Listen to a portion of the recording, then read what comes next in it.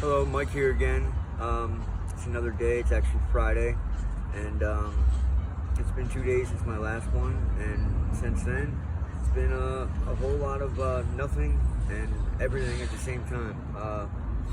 Yesterday, I did 6 bags of heroin and probably like $30 worth of cocaine, and the heroin is called Death Certificate, and the one is called M6. I guess that's named after a car. But a lot of the bags are named after new movies that came out, cars, or the rappers that are popular nowadays, like Kodak Black, Pooh Shiesty. And a lot of them have to do with death, like body bag, DOA. It's pretty morbid, but I'm sitting in a cemetery right now too, so that's kind of morbid. But the drug dealers are just, I don't understand a lot of them. A lot of them are terrible at math. They won't do 4 for 30, but they'll do 2 for 15.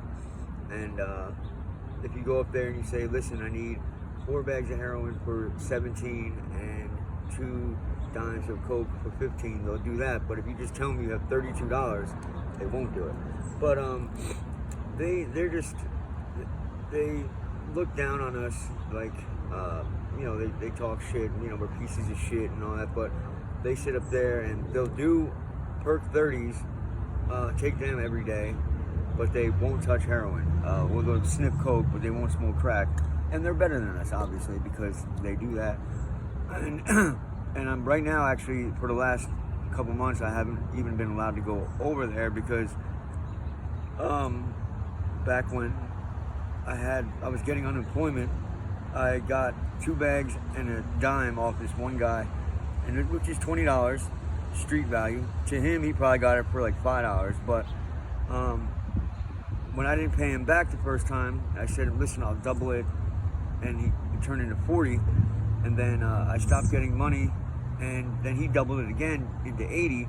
And then at one time, he even said something like $120 that I owed him, all for 2 bags and a dime, which is pretty absurd. He actually, it's like 3 different occasions, beat me up bad. The one time my girlfriend was there, and I was on the ground knocked out, and he said if he don't get up in 5 minutes or whatever, I'm gonna keep beating him up. And then when she went to help me, he was gonna hit her, because they have no problem hitting women either.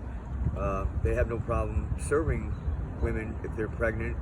They say they won't, but if they come up with all this money, they're not going to turn them down just because they have a kid inside them. They're going to sell it to them, and they just think that they're better than us. And some of them, you meet some really down to earth ones, and they actually, have a heart, and I like them. They're cool, and they respect you. A lot of them probably have parents that were drug addicts, and they've probably seen a lot growing up, in the areas that they did. So I kind of understand, some of them, but some of them are just, they listen to the rap music and they hear about guns and drugs and women, and they just think that they're cool, that they're out here, and they have a gun, and they think it's,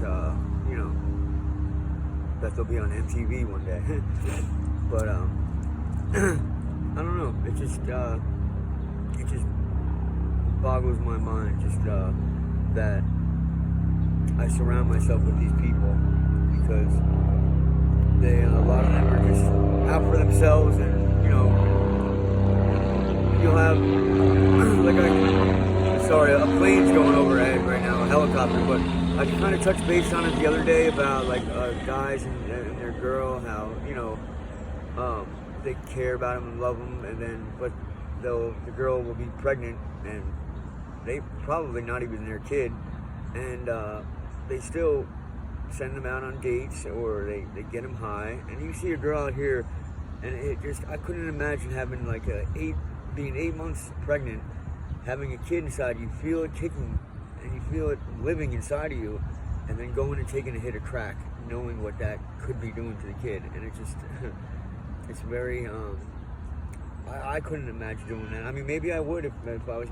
I couldn't say, but when I think about it, it just makes me sick. It's just like, wow, and you do it and you're joking around about it, and it's just you're talking about a person inside of you, and that's how bad drugs control your life. Like I'm sure when she's alone and she's thinking about it, and she's probably like, God, I would hope that she's in her head, she's like, man, why am I doing this? And then like the laughter and the joking is just a front. But I couldn't imagine being in that situation, especially the girls I've known. They go and have their kid and then just leave the hospital not knowing where their kid went. Some of them are fortunate enough to have parents that take the kids in, or family, whatever the case may be. But yeah, so today I woke up, I slept by the highway where I panhandle. The cops actually woke me up, and they took my sign that I had, because they said the director called and they don't want anybody on the highway today, so make sure I don't go on the highway or I will be cited, which means they'll give me a citation. I gotta go to court. So my brother's different. They tell him not to go on the highway. He besides robbing and stealing, it's hard. When I panhandle, it's like a lot of people say to me, like, it's good that you ask for money and you don't go around doing breaking into things to get money. I'd rather you do this, but I'm good. Even if I'm not on the highway and I'm just walking around, I can talk to people and try to wiggle my way in with them to get money. And even that, like, in itself is just living a lie. Like, I'm talking to someone and I'm pretty much bullshitting them just because I think I can get $1 or $2, and it's just it's sad, because it's like I'm kind of like a chameleon. Like I never can be my true self. Only certain people know how I really am. And even like this, my friend, she's telling everyone that she doesn't get high, and the person knows that she's getting high, and it makes the person upset and angry. Like, this person's trying to tell me they need help for different things, and I know she's getting high, but she's trying to play like the person is stupid, and I don't know what that has to do with anything, but it just basically comes to what I'm trying to get to is, you can never be your true self, and you can't have a normal conversation, because your head is always going and trying to get the next hit, and you just become fake, and you just basically say what people want to hear because you want to get high. And that's sad, because it's like, like yesterday, for instance, I was doing the light, and I feel better. This has bothered me since then, actually. And this lady came, like, walking next to me, and I see her go in her pocket, and I thought she was going to hand me money, and she just grabbed her cell phone. And then when she walked away, I looked on the ground, and she had dropped $4. And I looked at her money, and then I seen her walking away, and I should have just been like, Miss, you dropped your money. And I don't know why it bothers me so much, but it does. But I didn't. I grabbed the money and put it in my pocket. And normally I would not do that. Like, if I was clean, and I would be like, Miss, here, you dropped your money. And there are times where I have money and people have done that, and I did.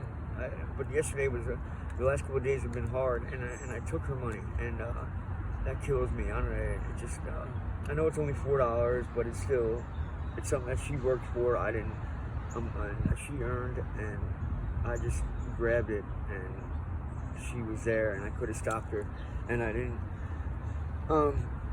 It's just like my life is it's like Groundhog Day. It's like every day's the same, and I just need to get out of this. I need to stop losing myself more and more every day, and I hopefully, by the time I'm done with these episodes, you'll see Mike got a job. Mike is off the street, or Mike went to the program. Mike is doing good, and that's more than anything. I want that more than all the drugs in the world. I want that.